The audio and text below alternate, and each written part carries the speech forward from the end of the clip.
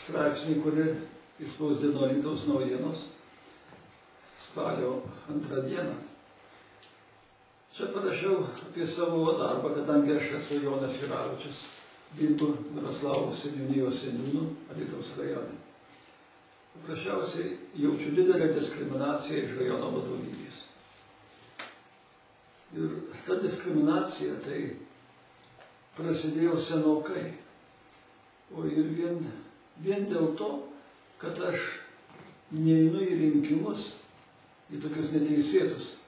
Kiti seniūnai eina, kandidatuoja rinkimuose, kaip sakoma, išlošia kėdę tarybos nario ir jie atsisako, jos atsisako. Tada ateina pagal sąrašą. O jie, jeigu jie norėjo eiti į tarybą, tegul eina.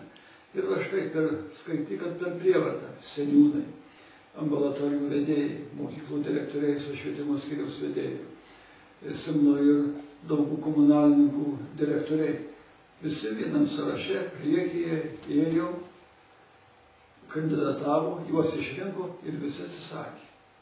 Tai čia yra naujas juodų technologijų variantas. Ne kitaip negaliu pavadinti. Jų vietą pakeitė mažesnio išsilavinimo žmonės, be jokios patirties. Jiems belieka tada tik ranką pakelti.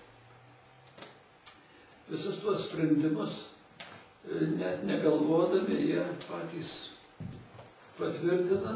Vėliau, kada pradėjo aiškintis, tai nesupratom, tai mes kitaip negalim. Visą šitą žiūrėkite Visocko Gintaro laidoje, visiškai slaptai, www.lt.